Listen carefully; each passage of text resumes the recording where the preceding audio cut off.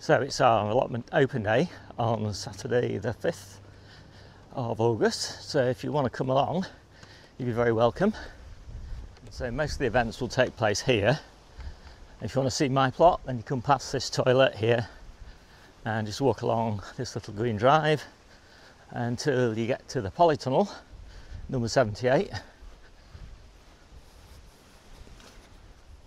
And if you want to go to Debbie's plot, you just keep on walking till you get to the water butt.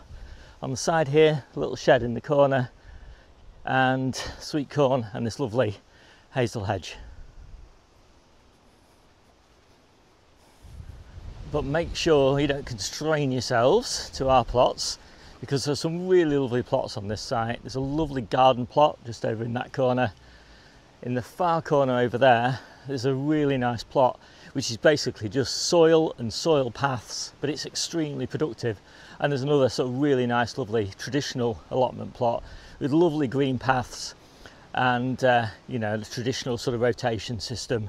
You know, just a classic, but a beautifully implemented classic version of an allotment plot. And lots of you know, lots of variety all around, from little plots to big plots. So there's no parking on site, so you have to park on this road or the surrounding roads, and this is what you're looking for, this easy to miss drive.